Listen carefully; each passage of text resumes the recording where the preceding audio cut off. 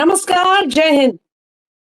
स्वतंत्रता दिवस की अड्डा के हमारे सभी सब्सक्राइबर्स, आप सभी सुनने वालों, हमारे अड्डा पर आने वालों को नमस्कार, सत श्री अकाल। आज 12वीं बार जब प्रधानमंत्री नरेंद्र मोदी ने लाल किले की प्राचीर से राष्ट्र को संबोधित किया, तो अब तक का सबसे लंबा उनका संबोधन बताया गया।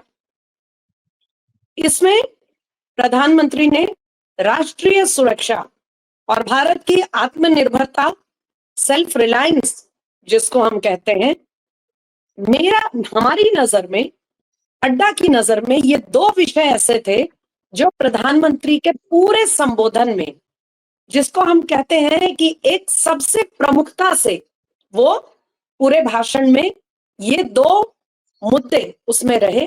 ओवर आर्चिंग सब्जेक्ट जो हम कहते हैं, जो सभी विषयों के ऊपर दिख रहा था, और राष्ट्रीय सुरक्षा को सर्वाधिक महत्व दिया गया। हमारी डिफेंस कैपेबिलिटीज कैसे और सुदृढ़ हो सके, उस पर बात हुई। क्यों भारत का सुरक्षा के मामले में, रक्षा के मामले में आत्मनिर्भर होना, अपने इंडिजिनस जो टेक्नोलॉजी है उसको बढ़ाना, उसको विकसित करना, क्यों आज दुनिया की जो जियोपॉलिटिकल परिस्थितियां हैं उसमें ऐसा करना क्यों बहुत जरूरी है, इसको भी प्रधानमंत्री ने रेखांकित किया। लेकिन साथियों, हमेशा की तरह प्रधानमंत्री जिस विचारधारा, बीजेपी एनडीए सरकार जिस विचारधारा को अपना आधार, जिस विचारधारा पर उसकी नीतियां निर्धारित होती हैं, उसको प्रधानमंत्री ने हर 15 अगस्त के भाषण में महत्व दिया है, उसको तरजीह दी है।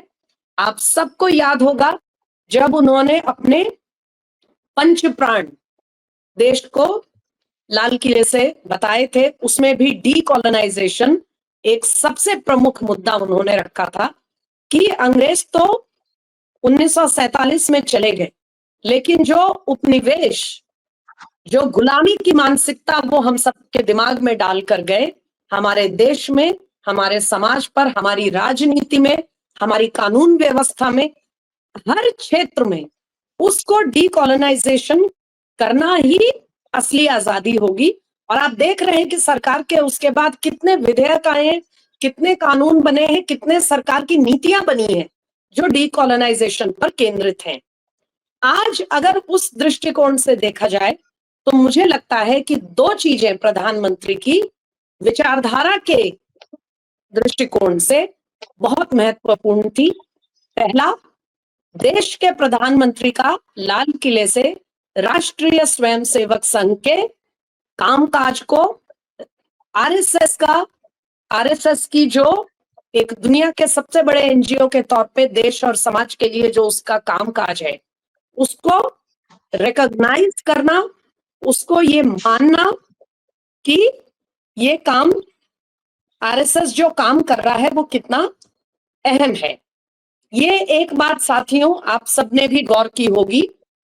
हम थोड़ा सा उस बात के बाद जो प्रतिक्रियाएं प्रधानमंत्री के इस बात पर आई, उसको भी थोड़ा उस पर भी चर्चा करेंगे। और दूसरा मुद्दा था जो घुसपैठियों की समस्या को उन्होंने जिस महत्व के साथ रेखांकित किया, और उसके लिए जो एक हाई पावर्ड मिशन की का ऐलान किया है, मेरे नजर में ये एक बहुत ही महत्वपूर्ण घोषणा प्रधानमंत्री ने की है। इसकी बहुत जरूरत है देश को।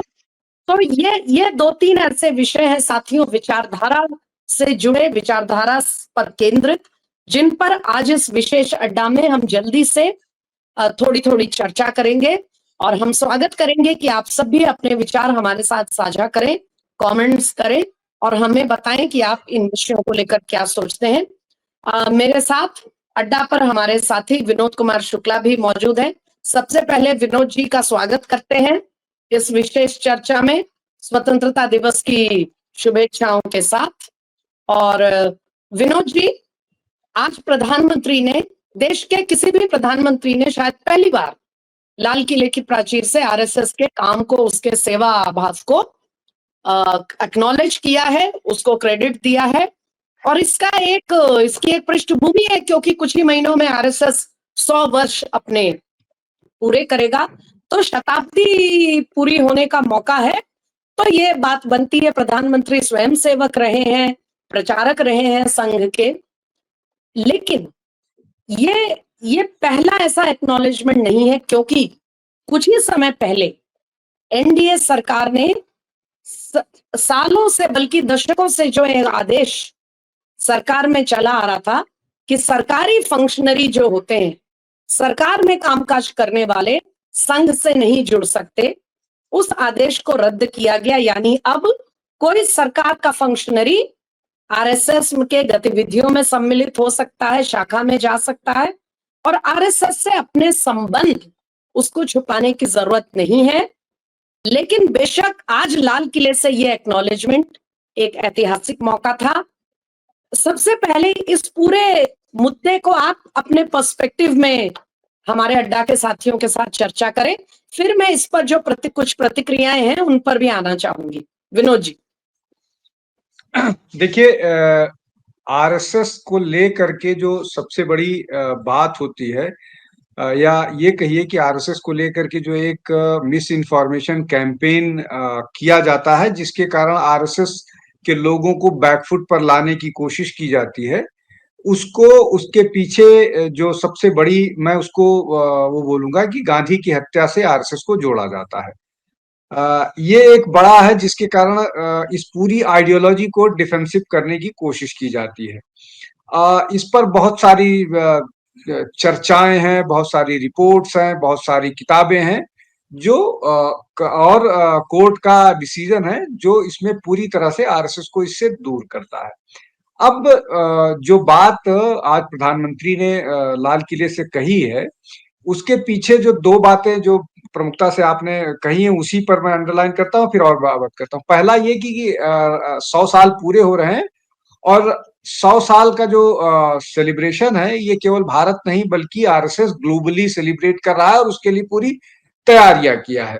तो आरएसएस क्या करता है, कैसे करता है, सारी चीजें बता रहा है लोगों को, और बहुत सारे उन लोगों को बताने की कोशिश कर रहा है जो लोग नहीं जानते हैं। दूसरा जो सबसे महत्वपूर्ण प्रश्न है जिसको समझ लेना चाहिए, वो ये कि जो सरकारी कर्मचारी हैं, या ऐसे लोग जो लोग सरकार से जुड़े होते हैं, या गवर्नमेंट फंक्शनरीज हैं, वो संघ की शाखाओं में जा सकते हैं, ऐसा अभी सरकार ने रिलैक्स किया है।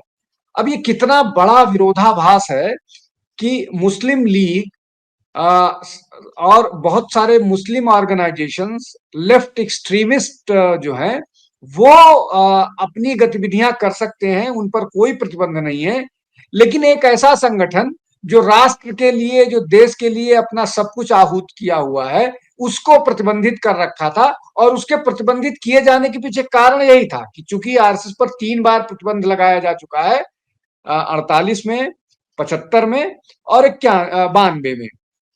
पहला गांधी की हत्या, दूसरा इमरजेंसी, तीसरा जो बाबरी ढांचा डिमोलिशन हुआ था वो। तो ये 3 पर, लेकिन इन तीनों को महत्वपूर्ण बात जो समझने की है, जो कैंपेन किया जाता है, तीनों जिन लोगों ने लगाया उन्होंने ही वापस लिया, इसलिए कि उनको मालूम था कि उन्होंने लगा तो दिया है एक वर्ग को, इसमें भी अपीसमेंट था, एक वर्ग को खुश करने के लिए, लेकिन अदालत में इसको साबित कर पाएंगे ना, अदालत से इसका अप्रूवल ले पाएंगे, तो उन्होंने वापस किया। अब एक और महत्वपूर्ण बात है जो मैं कहना चाहूंगा, आपको समझ लेना चाहिए कि इस देश का प्रधानमंत्री संघ का कार्यकर्ता और प्रचारक रहा है, इस देश का गृह मंत्री संघ से जुड़ा हुआ है, इस देश का रक्षा मंत्री संघ से जुड़ा हुआ है, इस देश का वित्त मंत्री संघ के एफिलिएट ऑर्गेनाइजेशन से जुड़ी रही है। लंबी फेहरिस्त है, मतलब अगर आप पूरे मिनिस्ट्री में देख लें तो लगभग 60% ऐसे लोग हैं जो संघ से जुड़े हुए रहे हैं, और उस संगठन के बारे में कनार्ड फैलाया जाता रहा है, उस ऑर्गेनाइजेशन के बारे में मिस इन्फॉर्मेशन का फैलाया जाता है।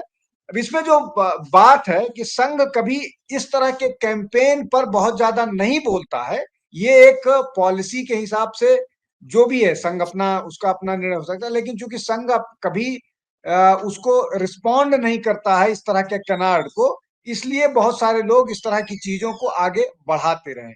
तो लेकिन आज जो प्रधानमंत्री, लेकिन लेकिन आज जब प्रधानमंत्री ने बोला, फिर भी बहुत तीखी प्रतिक्रियाएं आई। कांग्रेस के मणिकम टैगोर और दूसरे जो सिर्फ कांग्रेस ही नहीं, कांग्रेस के जो सहयोगी दल हैं उनके बहुत से नेताओं ने बोलना शुरू कर दिया और कहा कि ये आजादी का दिन है। आजादी के दिन उस संगठन का नाम लेने का क्या औचित्य है जिसने आजादी के आंदोलन में जिसकी कोई भूमिका नहीं रही, जो इस आजादी के आंदोलन में भागीदार नहीं था। तो आपने जो कैनड वाली बात कही, सभी जानते हैं कि आरएसएस अपने विचार से, अपने तरीके से देश की आजादी के लिए अपने लोगों को तैयार कर रहा था और सक्रिय रूप से वो उसमें भी शामिल थे। फिर भी आज भी इस तरह की प्रतिक्रियाएं आ रही हैं। हमारा बहुत सीधा सा सवाल है कि कोई भी पार्टी, कोई भी राजनीतिक दल, ये ठीक है कि कोई भी राजनीतिक दल, कांग्रेस हो या कोई और उसके सहयोगी या कोई भी राजनीतिक दल हो, ये हो सकता है कि वो संघ की आइडियोलॉजी को सब्सक्राइब ना करे, वो संघ की विचारधारा से सहमत ना हो, या अपना अपना एक विचार है। उनकी राजनीति भी हो सकती है संघ का विरोध करना, लेकिन 100 साल के मौके पर संघ के कामकाज को प्रधानमंत्री ने लाल किले से उसका मेंशन किया, उसका उल्लेख किया, इतने भर से इतनी मिर्ची क्यों लगी है? देखिए मैं आपको बताता हूँ इसको, थोड़ा सा इसका ऐतिहासिक पृष्ठभूमि समझना बहुत जरूरी है। देखिए किसी नेता या किसी व्यक्ति की आलोचना से ज्यादा महत्वपूर्ण बात यह है कि एक डिसीजन हुआ था 1946 में। एक डिसीजन ये हुआ था कि जवाहरलाल नेहरू को प्रधानमंत्री पद के रूप में स्वीकृति दी थी गांधी जी के सहमति।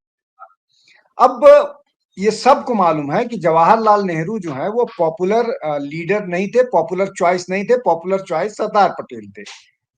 लेकिन चूंकि गांधी जी की बात कांग्रेस से ऊपर होती थी, इसलिए उनको मान लिया गया।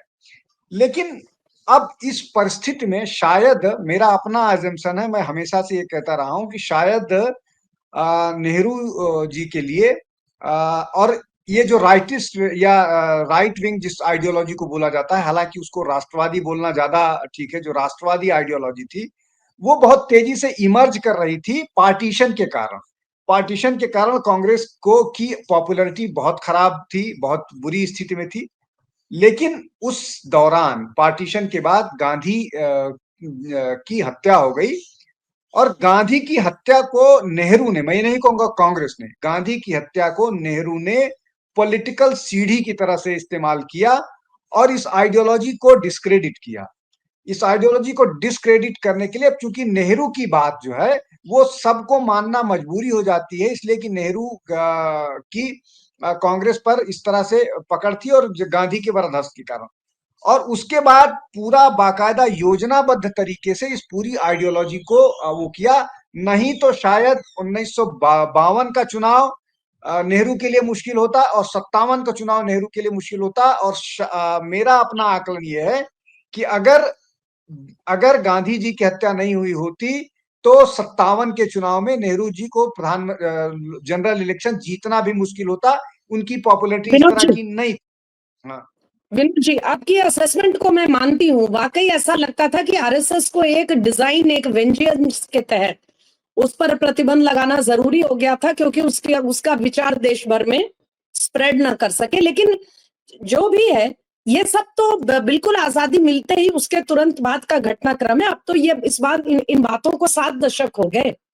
आज जबकि आरएसएस की आइडियोलॉजी पूरे भारत में उसको मानने वाले हैं, विदेशों में हिंदू और अन्य लोग भी आरएसएस की आइडियोलॉजी में इतनी दिलचस्पी ले रहे हैं, ऐसे में इस तरह की प्रतिक्रिया थोड़ा सा ऐसा, थोड़ी सी बचकानी बात मुझे लगती है। लेकिन नहीं, बहरहाल मैं समय मैं बहुत हो गया विनोद जी, तो मैं जी एक जल्दी एक से लाइन अपनी बात। एक लाइन एक लाइन पर उसकी बात करूं। वो चूंकि वहां से बात शुरू हुई, अब यहां आते आते वो मुस्लिम अपीसमेंट तक पहुंच गई है। 14% लोगों को खुश करने के लिए आरएसएस को गाली दी जाती है।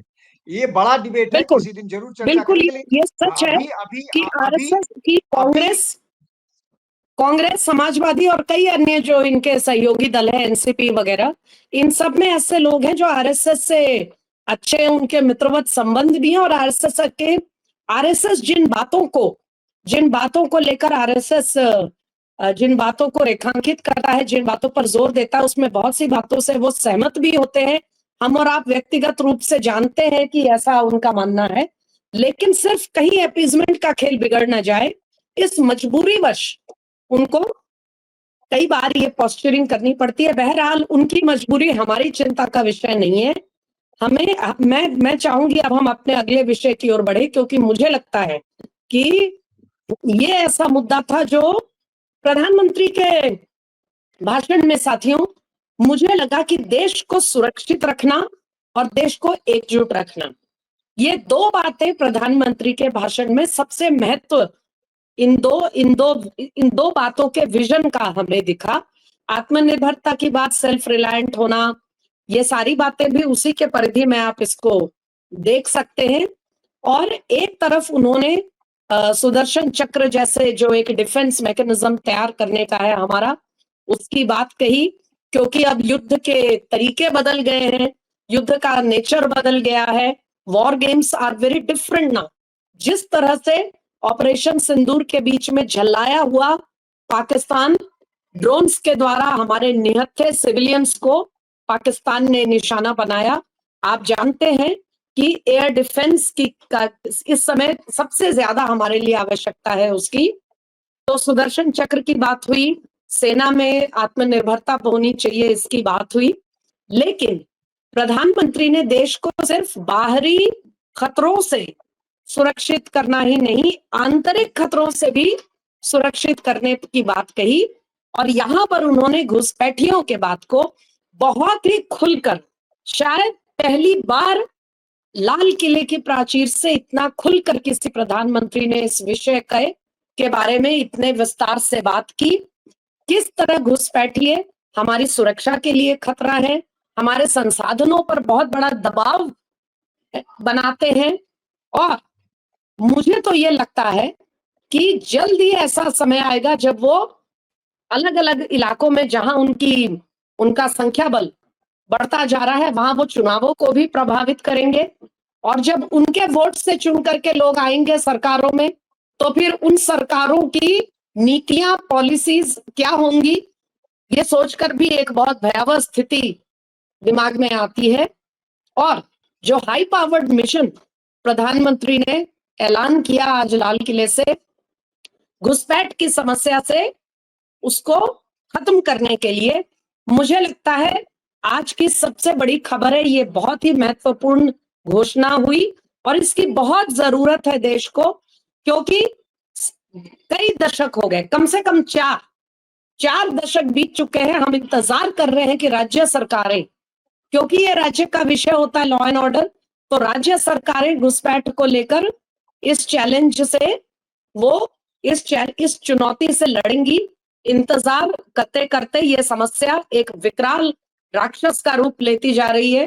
त्रिपुरा से, असम से, पश्चिम बंगाल से, झारखंड से, अब ये और अंदर इनलैंड ये घुसपैठ बढ़ रहा। आप जानते हैं कि रोहिंग्यास के कैंप्स कहाँ बांग्लादेश की सीमा और कहाँ जम्मू, बिल्कुल उस दूसरे छोर पे, वहां पर जम्मू में रोहिंग्या के कैंप्स मिल रहे हैं। तो इस हाई पावर्ड मिशन पर भी थोड़ी बात करेंगे। विनोद जी, आपने जो घुसपैठ को लेकर प्रधानमंत्री के रिमार्क सुन के आपने सुने और जो हाई पावर्ड मिशन का ऐलान हुआ है, आप इसको कैसे, किस पर्सपेक्टिव में, किस रूप में आप इसको देखते हैं? देखिए स्मिता, मुझे लगता है कि हम 1971 की बात बहुत करते हैं कि प्रधानमंत्री इंदिरा गांधी ने पूर्वी पाकिस्तान पर आक्रमण किया और उसके दो टुकड़े कर दिए और एक न वो किया, और इसको लेकर के कांग्रेस बहुत टॉम टॉम करती है, अपनी पीठ थपथपाती है। महत्वपूर्ण बात यह है कि 1971 में ये सिचुएशन आई क्यों ऐसा हुआ कि भारत को पाकिस्तान के साथ युद्ध में जाना पड़ा। पाकिस्तान कोई एग्रेशन तो कर नहीं रहा था, वो एग्रेशन दूसरे तरीके से कर रहा था, घुसपैठियों के माध्यम से एग्रेशन कर रहा था, और घुसपैठी एक बड़ा मसला था। तो क्या वो 71 की लड़ाई के बाद बांग्लादेश बन जाने के बाद वो घुसपैठियों की समस्या का समाधान हुआ? नहीं हुआ। वो नहीं इसलिए हुआ कि वहां पर भी अपीजमेंट वाली बात आ गई। तो ये लगभग 52-53 साल का मसला है या और उससे पहले का मसला है कि घुसपैठियों की समस्या से भारत जूझ रहा है। तो ये समस्या, इसका निदान करना पड़ेगा। अब निदान के लिए आप जम्मू कश्मीर की बात कर रही हैं, तमिलनाडु के जंगल में और केरलों के जंगल में घुसपैठी अपना अड्डा बना करके बैठे हुए हैं। यूपी, बिहार, राजस्थान, मध्य प्रदेश, छत्तीसगढ़, कौन सी ऐसी जगह जहां जहां ये नहीं है घुसपैठी बांग्लादेशी और रहेंगी। संख्या ऑफिशियली 1.5 करोड़ है, अनऑफिशियली लगभग 4 करोड़ है। इसको लेकर के अदालत में, सुप्रीम कोर्ट में मुकदमे हैं, सुनवाई होती है, लेकिन सर्कुटियस रूट से उनको मदद की जाती है। एक बड़ा ब्रिगेड खड़ा हो जाता है। एसआईआर को लेकर के उसी तरह की स्थिति थी उसमें। अब आपका जो प्रश्न था कि ये जो मामला है इसको निपटाया कैसा जाए, और एक जो इसमें बीच में आपने जोड़ा था कि ये जब वोटर बन जाते हैं तो ये अपने फैसले करने लगते हैं दो तरह से, एक ये वोट करके और दूसरा दबाव बना करके। उसका सबसे महत्वपूर्ण, सबसे बड़ा उदाहरण है पश्चिम बंगाल।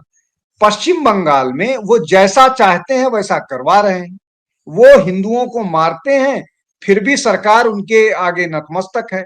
वो अपने हिसाब से वोट करके अपने हिसाब से कानून बनाते हैं। वो मदरसा के लोगों को सैलरी देते हैं। वो शेख शाहजहां का मामला, मुकदमा लड़ने के लिए सुप्रीम कोर्ट में सरकार को भेजते हैं। वो वो रिजर्वेशन के लिए दबाव बनाते हैं, और रिजर्वेशन के लिए जो ओबीसी की लिस्ट है वो अपने हिसाब से बिना किसी ओबीसी कमेटी के निर्धारित करवाते हैं। तो ये तो बहुत स्पष्ट है। और ये वहीं क्यों हो रहा है, आप जम्मू कश्मीर में देखिए। जम्मू कश्मीर में वहां के दलितों को नागरिकता नहीं मिलती है, लेकिन रोहिंग्यास को नागरिकता दी फॉरेस्ट गई लैंड, है। फॉरेस्ट लैंड में पेड़ काट काट कर और उनको बसाया जा रहा है। इससे दुर्भाग्यपूर्ण और क्या हो सकता है। बहरहाल, तो मुझे लगता है विनोद जी, आपने आपने घुसपैठ की समस्या क्यों सिर्फ एक कुछ लोगों के देश में इलीगल रूप से घुस आने की ही बात नहीं है। इसके बेहद खतरनाक और दूरगामी इसके प्रभाव होते हैं और हमारे सामने हो रहे हैं, हम इसको देख रहे हैं। और अब भी अगर इस पर कोई राष्ट्रीय स्तर पे कोई एक्शन नहीं किया गया, मुझे लगता है बहुत ही सही समय पर ये हाई पावर्ड मिशन का ऐलान हुआ है और इसको बहुत विस्तार से इसको इसका कामकाज तेजी से जितनी जल्दी हो सके ये मिशन अपना काम शुरू करे, यही हम सब आशा करते हैं। साथियों, अब बांग्लादेश हो या किसी भी दूसरे देश से घुसपैठ की समस्या सिर्फ कुछ रेल पटरियों के किनारे या कहीं शहर के एक कोने में कुछ झुग्गियों में रहने वाले तक की नहीं रह गई है। घुसपैठिए जिस तरह से अपनी संख्या बढ़ा रहे हैं, उसके कारण वो संसाधनों पर दबाव बना रहे हैं। देश का जो वास्तविक नागरिक है वो उनसे डर रहा है, क्योंकि वो एक झुंड की तरह काम करते हैं। आप कहीं भी देख लीजिए, दिल्ली के जहांगीरपुरी का मामला देख लीजिए, नोएडा का देख लीजिए, तो कई कई जिले, बिहार का सीमांचल क्षेत्र, मालदा, मुर्शिदाबाद, 24 परगना की तो बात ही क्या करनी, असम का बहुत बड़ा हिस्सा, लगभग असम का आधा से ज्यादा हिस्सा, जो हिमंत बिश्व शर्मा ने कहा वो बात गलत नहीं कही उन्होंने, कि 2041 तक वो ज्यादा हो जाएंगे, असम के स्थानीय लोगों से उनकी जनसंख्या ज्यादा हो जाएगी। तो राष्ट्रीय सुरक्षा पे खतरा है, संसाधनों पर दबाव है, रोजगार की बात प्रधानमंत्री ने उठाई। इसीलिए आज जो ये ऐलान हुए हैं, चाहे वो डिफेंस के क्षेत्र में हो, देश को बाहरी ताकतों से सुरक्षित रखने के लिए, या घुसपैठियों के खिलाफ मिशन हो, अंदर से जो देश को खतरा पैदा कर रहे हैं, खोखला कर रहे हैं, इन दो महत्वपूर्ण बातों पर हमें लगा कि आज हमें जरूर अड्डा में चर्चा करनी चाहिए। ये विषय हम और आप से जुड़े हैं। ये ऐसे मुद्दे नहीं है जो हम किसी एक प्रदेश या किसी एक कम्युनिटी की बात है। ये हम सब की सुरक्षा, हम सब के भविष्य, हमारे बच्चों के भविष्य से जुड़ा है। इन विषयों पर गौर करिएगा और पुनः आप सबको आजादी की, स्वतंत्रता दिवस की शुभेच्छा के साथ हम इस अड्डा को यहाँ समाप्त करते हैं। लेकिन कमेंट में हम अपने विचार इन मुद्दों पर हमसे जरूर साझा करिए और हम आगे अपने वीडियोस में आपकी बातों को उठाएंगे। तब तक के लिए नमस्कार, धन्यवाद विनोद जी और सभी अड्डा के साथियों को जय हिंद।